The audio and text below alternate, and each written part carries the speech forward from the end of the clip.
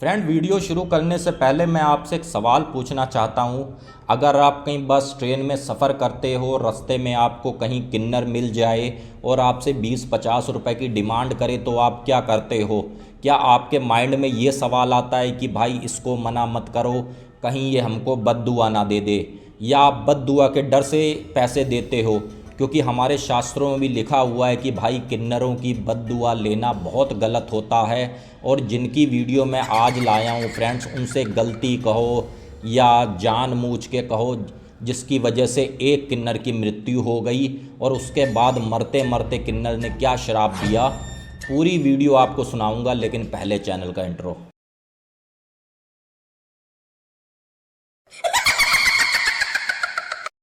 Friend, आप सबको मेरी नमस्कार। मेरा नाम है अजय और मैं यहाँ से आपके लिए हॉरर वीडियो, देवकीय चमत्कार और लोक कथाएं लेकर आता हूँ। वो एक्सपीरियंस यहाँ से सुनाता हूँ जो आपके साथ बीते हुए होते हैं। आइए फ्रेंड, शुरू करते हैं आज की स्टोरी। फ्रेंड, आज की स्टोरी आई है हमारे पास उत्तर प्रदेश का एक छोटा सा गांव पड़ता है लोनी, वहाँ से। और सबसे पहले मैं आपको किरदारों से रूबरू करवा दूं इस घर के परिवार से। इस पूरे परिवार में लगभग 6 मेंबर होते हैं। कमला हो गई, विनोद हो गई, और विनोद के मम्मी, विनोद के पापा, और विनोद के 2 बच्चे होते हैं। बड़े लड़के का नाम होता है मुकेश, जिसकी आयु लगभग 18 वर्ष होती है, और छोटे लड़के का नाम होता है सचिन। और जो विनोद होता है पोस्ट ऑफिस में काम करता है। अपने घर से आप ये लगा लो 20 से 25 किलोमीटर की दूरी पर पोस्ट ऑफिस था, तो इसकी गवर्नमेंट जॉब थी, तो इसको किसी तरीके की कोई टेंशन नहीं थी। तो इसके मन में बस एक ही सवाल ये आता था कि भाई चलो, जॉब भी मेरी अच्छी है, मेरे दोनों लड़के अच्छी एजुकेशन ले रहे हैं, तो इस तरफ से तो मुझे टेंशन नहीं है। बस एक सवाल अपने आप से मैं हर समय पूछता हूँ कि भाई मेरा थोड़ा, या गांव में जो भी मकान है टूटा फूटा है, एक अच्छा सा मैं मकान बना लूँ। तो यहाँ पर विनोद अपने पिताजी से जिक्र करता था कि पिताजी अब मकान बना लेते हैं। तो एक समय ऐसा भी आता है जब विनोद के पास थोड़ा बहुत पैसा भी आ जाता है, कुछ खेती बाड़ी का, कुछ इधर उधर से जुगाड़ कर कर, तो विनोद यहाँ पर मकान बनाना शुरू कर देता है। और साल आधे में फ्रेंड्स, विनोद का मकान बनकर लगभग रेडी हो जाता है। लेकिन जो विनोद होता है, विनोद का एक बुआ का लड़का होता है अमित, उसका उसके साथ काफ़ी ज़्यादा प्यार होता है। आप ये समझ लो, जब विनोद का मकान बन रहा था तो विनोद ने 2-4 बार उनसे पैसे भी मांगे कि भाई मुझे 50,000 कम पड़ रहे हैं। तो जो अमित था, अमित ने एक बार भी मना नहीं किया। बोले भाई तू अपना मकान बना, जितने तुझे पैसे चाहिए तू मेरे से ले जा। तो यहाँ पर विनोद ये बोला कि भाई जैसे ही मैं घर का अपने गृह प्रवेश करूंगा, सबसे पहले तुझे आना है और लगभग 1 हफ्ता तुझे रुकना है। कोई सवाल नहीं, कोई जवाब नहीं। और जब तू आखिरी बार इस गांव में आया था, छोटा सा था, अब तू भाई काफ़ी जवान हो गया और तुझे 1 हफ्ते से कम नहीं रुकना। तो यहाँ पर उसका जो बुआ का लड़का होता है अमित, वो भी खुश होता है। बोले भाई तेरा घर बनेगा तो मुझे तो खुशी है, मैं पूरा 1 हफ्ता रुकूंगा। अब जैसे ही गृह प्रवेश आता है और भाई सारे मेहमान आते हैं, गृह प्रवेश अच्छे से निपटता है, और उसका जो बुआ का लड़का अमित होता है वो भी आया हुआ होता है। अब जैसे ही 2 दिन बीतते हैं तो विनोद के पास एक फ़ोन आता है कि भाई पोस्ट ऑफिस आ पाओ, आपको अर्जेंटली ये काम है। विनोद अपने घर से चला जाता है पोस्ट ऑफिस के लिए, और अमित से ये कहता है भाई जाना मत, मैं बस काम निपटा कर आया। और किसी कारणवश विनोद को वहाँ पर रात रुकना पड़ जाता है। तो विनोद फ़ोन करता है कि अमित भाई मैं आज की रात नहीं आ पाऊँगा, और तू किसी टेंशन में मत आना कि मुझे छोड़कर वो खुद ड्यूटी कर रहा है। तो यहाँ पर अमित भी कहता है भाई कोई बात नहीं, तू अपना काम निपटा ले, सुबह टाइम से आ जाइयो। अब होता क्या है, जैसे ही रात अपनी गहराती है, 12 से 1 बजते हैं, तो यहाँ पर जो विनोद की मम्मी होती है उसके पेट में काफ़ी ज़्यादा दर्द होने लगता है। आप ये समझ लो असहनीय दर्द। यहाँ पर अमित ये कहता है कि मुकेश बेटा, कहीं अड़ोस पड़ोस में कोई गाड़ी हो तो गाड़ी का पता करो।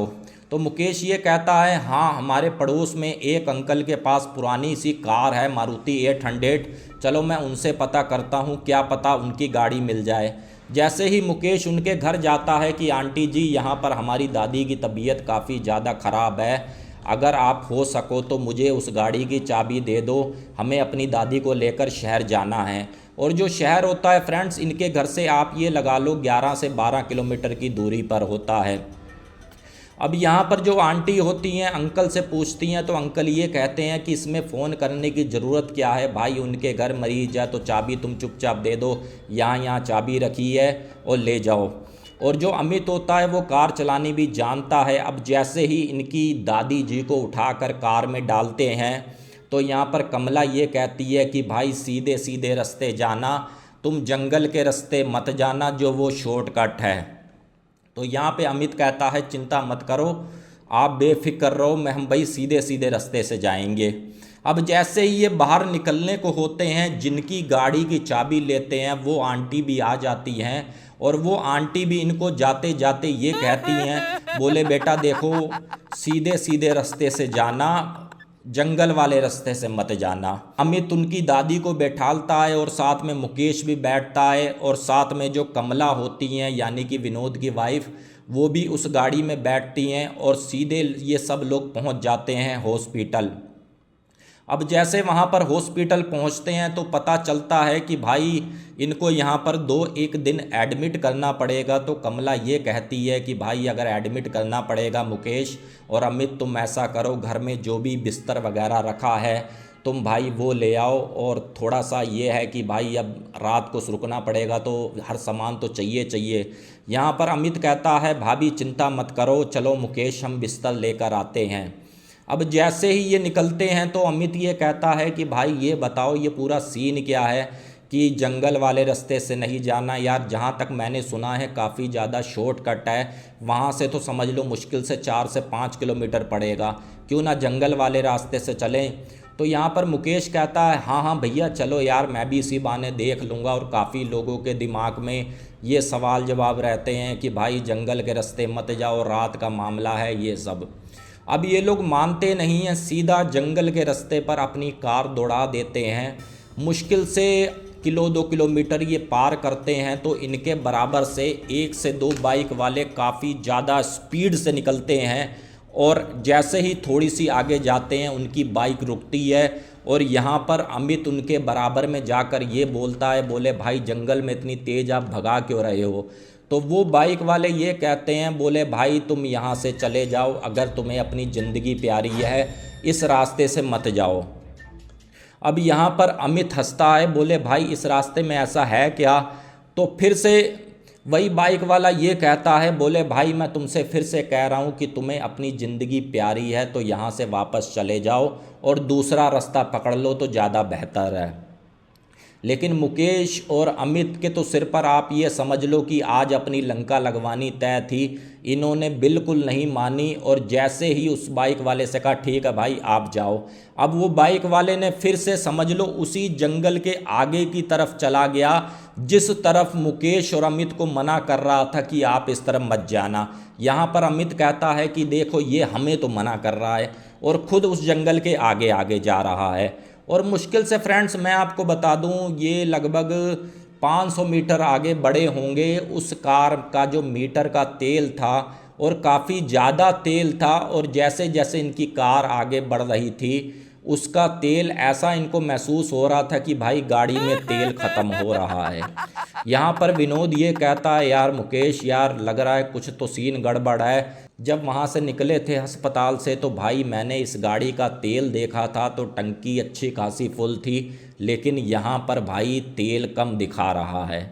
तो इस पर मुकेश कहता भैया कुछ होगा। तो ये धीरे धीरे आगे चलते हैं। फिर थोड़ा आगे चलते हैं तो इनको क्या दिखता है फ्रेंड्स, जो इस हाथ पे दाहिने हाथ पर इनको एक चिता जलती हुई दिखी।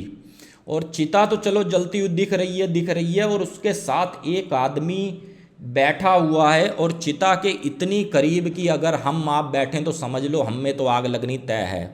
तो यहाँ पर मुकेश ये कहता है कि देखो चाचा वो देखो सामने एक आदमी बैठा हुआ है और वो आग जल रही है और काफ़ी ज़्यादा करीब है, चक्कर क्या है। तो यहाँ पर जैसे ही अमित की नज़र पड़ती है और अमित की जो कार थी वहीं पर रुक जाती है और मुकेश बोला थोड़ा सा कार पास लेकर चलो हम ज़रा देखें यहाँ पर है क्या। अब जैसे ही ये अपनी कार पास लेकर जाते हैं फ्रेंड्स तो एक हाथ इनको उसी चिता से बाहर की तरफ लटका हुआ दिखा और जिसको देखकर फ्रेंड्स ये काफ़ी ज़्यादा दोनों जने डर गए, मुकेश और अमित। और जैसे ही ये अपनी कार आगे को भगाने लगे तो भगवान जाने क्या हुआ, जो एक्सीलेटर की तार होती है तार टूट गई और ये तुरंत उसी कार से निकले हैं बाहर को, दरवाज़ा खोला, ऐसे ही खुली गाड़ी छोड़कर तुरंत भागे। और ये जैसे ही आगे आगे भाग रहे हैं तो पीछे इनको ऐसा महसूस हो रहा है कि भाई कोई औरत आ रही है हमारे पीछे भागती हुई, काफ़ी ज़्यादा तेज़ तेज़। ये बेसुध होकर भागते ही जा रहे हैं, भागते ही जा रहे हैं। इत्तेफाकन क्या होता है, उनके गांव का ही एक बंदा इनको दिखा और इनको रोकता है, मुकेश कहाँ को भाग रहे हो? तो इस पर वो कहता है, अंकल जी हम इस रास्ते से जा रहे थे तो हमको भाई एक चिता जलती हुई दिखी और उसी के ही उसमें से हाथ लटका हुआ दिखा और उसके बाद एक औरत हमारे पीछे से हमारा पीछा करती हुई दिखी, तो इस कारण अंकल हम भाग रहे हैं। तो वो अंकल अपनी गाड़ी में उनको बैठालता है और सीधा लेकर जाता है और ये सीधा घर ना जाकर सीधा अस्पताल पहुंचते हैं। पहले तो ये लोग कुछ नहीं बताते कि भाई क्या क्या घटना हुई, और उसके 2 दिन के बाद जैसे ही छुट्टी मिलती है तो विनोद से ये जिक्र करते हैं कि विनोद भाई हमसे एक गलती हुई, हम उस जंगल से ऐसे ऐसे जा रहे थे तो रास्ते में थोड़ा बहुत हमारे साथ सीन हुआ, और ये पूरा इंसिडेंट बताओ भाई था क्या। तो यहाँ पर जो विनोद को भी इतना अच्छा खासा पता नहीं था क्योंकि ये बात काफ़ी ज़्यादा पुरानी थी। तो यहाँ पर विनोद के पिताजी कहते हैं, बोले बेटा ये पहले रास्ता अच्छा खासा चलता था, सब कुछ यहाँ पर था। होता क्या है, एक किन्नर रास्ते में खड़ी होके पैसे मांगती थी लोगों से। जो 2 बाइक वाले तुमने मुझे बताए हैं कि रास्ते में मिले थे, तो उस किन्नर ने इनको हाथ दिया बाइक वालों को और इनसे पैसे की डिमांड करी, और वो थोड़ा बहुत नशे में थे बाइक वाले, और किन्नर को इस तरीके से धक्का मारते हैं, जैसे ही किन्नर गिरती है और इधर से ट्रक आ रहा था किन्नर दब जाती है और वहीं की वहीं किन्नर की मृत्यु हो जाती है। और ये आत्मा किसी और की नहीं है बच्चों, ये उसी किन्नर की है। और उसके बाद फिर से 2-4 दिन ही बीते होंगे, बाइक वालों की बॉडी उसी जंगल के बीच में मिली, और उसके बाद काफ़ी लोगों को वो बाइक वाले दिखे हैं और उनका ये कहना है कि भाई इस जंगल को पार मत करो, इस जंगल में खतरा है। और तुमको भी कहीं ना कहीं यही बात उन बाइक वालों ने कही होगी, तुमने नज़रअंदाजी करी और तुम आज समझ लो मरते मरते बचे। तो यहाँ पर मुकेश और अमित को एहसास हुआ कि भाई इस तरीके से सब कुछ होता है, और अपने भैया भगवान के आगे माथा टेका, बोले आज के बाद हम कभी उस रास्ते में जाएंगे नहीं। तो फ्रेंड्स ये पूरा इंसिडेंट भेजा है किसी और ने नहीं, ये भेजा है मुझे मुकेश ने।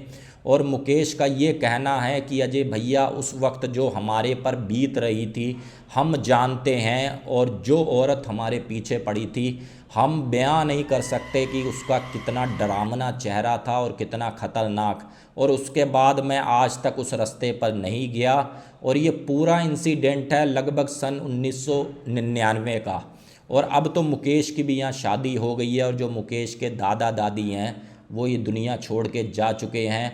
और जो ये किन्नर वाला इंसिडेंट हुआ है फ्रेंड्स लगभग सन 1985-86 का बताया गया, जो इन्होंने मुझे बताया। बाकी फ्रेंड्स अगर आपको स्टोरी पसंद आई हो तो प्लीज़ चैनल को सब्सक्राइब करें, एक प्यारा सा कमेंट करें, ये वीडियो आप कहाँ से देख रहे हैं। मिलते हैं एक बार फिर से न्यू हॉरर स्टोरी में। जय हिंद, जय भारत।